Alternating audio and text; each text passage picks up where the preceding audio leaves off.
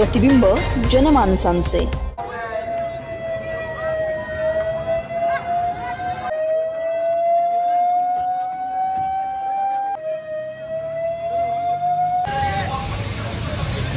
मोहरमपूर्वी अहिल्यानगर पोलिसांचा operation alert मुख्य मिरवणूक मार्गावर रंगीत तालीम। दंगल सदृश परिस्थितीला तोंड देण्यासाठी पोलीस सज्ज।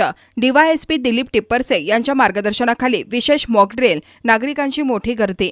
अहिल्यानगरमध्ये मोहरम सणाच्या पार्श्वभूमीवर शहरातील कायदा व सुव्यवस्था अबाधित राखण्यासाठी पोलीस प्रशासनाने आज शुक्रवार दिनांक 19 जून रोजी सायंकाळी मुख्य मिरवणूक मार्गावर विशेष मॉक ड्रिल म्हणजेच रंगीत तालीम आयोजित करत कोणत्याही आपत्कालीन परिस्थितीला सामोरे जाण्यासाठी आपली सज्जता दाखवून दिली।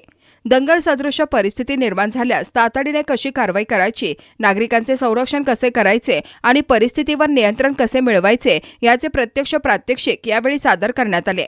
शहर पोलीस उपअधीक्षक दिलीप टिप्परसे यांच्या मार्गदर्शनाखाली ही रंगीत तालीम पार पडली।